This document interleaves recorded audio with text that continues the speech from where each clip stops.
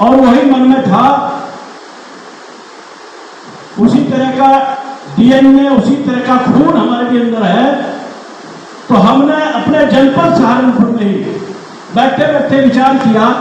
कि जनपद सहारनपुर से ऐसी लड़ाई शुरू की जाए जो आज तक किसी ने शुरू नहीं की। और मन में आया कि हम उन महान क्रांतिकारियों की, उन योद्धाओं की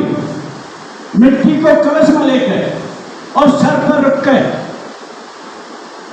जिस चीज के लिए हमारा आजादी के बाद से हमारा समाज, हमारे नेतागण लड़ते आ रहे थे कि भारतीय सेना में गुर्जर रेजिमेंट बनाई जाए, लेकिन किसी ने कोई हमारी सुनवाई नहीं की।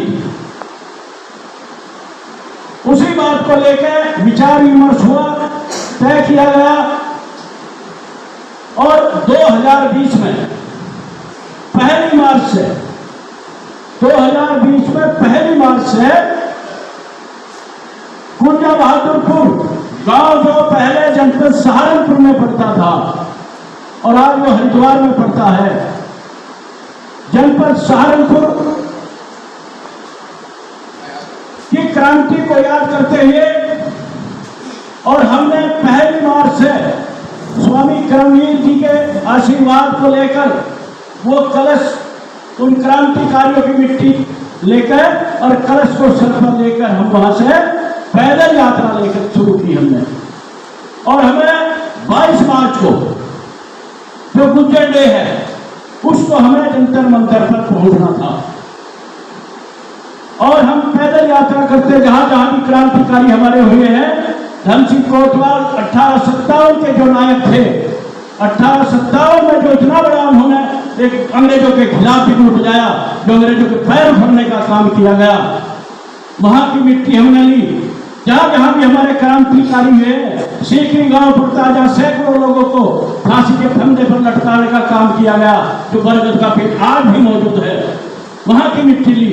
जहां जहां क्रांतिकारी थे सबकी मिट्टी लेते हुए और हम 20 मार्च 2020 को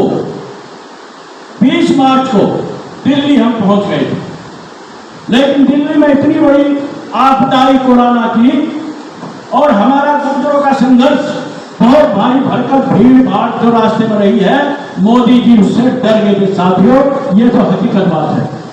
नहीं तो कोरोना के बाद जो लॉकडाउन लगा है 25 मार्च का लगाया था, 25 मार्च का लॉकडाउन लगा जी। लेकिन उन्होंने, क्योंकि 22 मार्च को हमें जंतर मंतर पर पहुंचना था, माननीय प्रधानमंत्री मोदी जी ने 22 मार्च का जनता कर्फ्यू लगा दिया, जनता कर्फ्यू। और दिल्ली के अंदर एक भी बच्चा बाहर नहीं निकल सकता था, कोई भी नहीं निकल सकता था। तो हम मजबूर हो गए उस टाइम, और मजबूर होने के बाद वो कलश वही गुर्जर भवन कोटला अखिल भारतीय गुर्जर महासभा के कार्यालय पर उस कलश को सम्मानित तरीके से हमने वहीं रखने का काम किया और इंतजार करते रहे कब मौका मिले, कब मौका मिले। तो साथियों से सलाह मशवरा किया गया और सबने कहा कि भाई इससे बढ़िया मौका और कभी नहीं आएगा। गुर्जर सम्राट मिहिर भोज की जयंती भी है और मौसम भी बहुत बढ़िया है और आने वाला 2024 का लोकसभा का चुनाव भी है। अगर सरकार पर हमने दबाव बनाने का काम कर दिया तो हमारी भारतीय सेना में गुर्जर रेजिमेंट बनने से कोई नहीं रोक सकता। और ये तय हो गया कि आने वाली 18 सितंबर को जिस तरह से हमने कलश रखा था उसी तरह से पैदल मार्च करते हुए वहां से कलश को लेकर चलेंगे और जंतर मंतर पर वहीं रखेंगे और सरकार से सीधी बात करने का काम करेंगे। और सीधी बात यही करेंगे क्योंकि अभी माननीय प्रधानमंत्री ने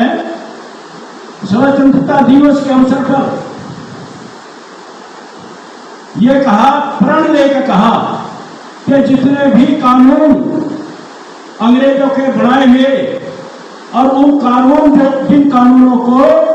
देख के सुन के अंग्रेजों का दमनकारी नीति याद आती हो, अंग्रेजों का जुल्म याद आने का काम करता हो, हम उन सभी कानूनों को खत्म करने का काम करेंगे, ये कहा उन्होंने। और 3 कानून उन्होंने खत्म भी किए। कानून अंग्रेजों के बनाए हुए खत्म करके भारतीय कानूनों का उनको नाम दिया गया और उनको बदलने का काम किया। लेकिन हम 18 सितंबर को पहुंच कर वहां से माननीय प्रधानमंत्री से ये मांग करेंगे कि आपने 3 ऐसे कानून बदल दिए जिनका इतना कोई असर नहीं पड़ता, लेकिन सबसे बड़ा अगर कानून, दमनकारी कानून अंग्रेजों ने बना के देश पर 200 साल तक जो न्याय का शासन किया,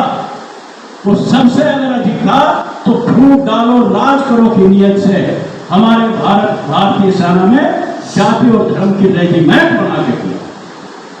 हमारे लोगों के हाथ में बंदूक दे दी, लाठी दे दी और उसी बंदूक और लाठी के जरिए यहाँ पर शासन किया और जो क्रांतिकारी जो देश की आजादी की लड़ाई लड़ रहे थे उनको ही उन्होंने दफन करने का काम किया। ये सबसे गलत कानून उन्होंने बना था कि माननीय प्रधानमंत्री सबसे पहले अगर आपको बदलना है तो जाति और धर्म की जो रेजिमेंट बनाई है इसको बदलना चाहिए और यहाँ भारत नंबर 1, नंबर 2 या महापुरुषों के नाम बना लेनी चाहिए। और अगर ऐसा भी नहीं करते तो जिन लोगों पे, जिन जातियों पे, गुर्जर समेत जिन जातियों पे अंग्रेजों ने 1857 की क्रांति को देख के गुर्जर को सबसे बड़ा अपना दुश्मन मान लिया था, हमें 1871 में क्रिमिनल टाई एक्ट लगा के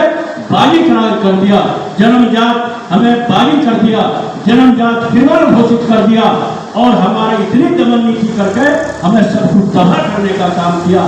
और अफसोस इस बात का कि वो कानून आजादी के बाद 1952 में 5 साल बाद गृह मंत्री लौह सरदार वल्लभ भाई पटेल के द्वारा खत्म करने का काम हुआ। 5 साल बाद तो जो इतना बड़ा दमनकारी नीति हुई, हमारा समाज बिल्कुल बर्बाद हो गया, जमीनें, जायदाद, रियासतें सब छीन ली गई, नौकरी से वंचित कर दिया, नदी खाड़ों नदी में जाकर हमने बसर किया और लड़ाई लड़ते रहे। लेकिन सरकार से यही मांग करनी है कि उन जातियों को जिन पर क्रिमिनल टाई एक्ट लगा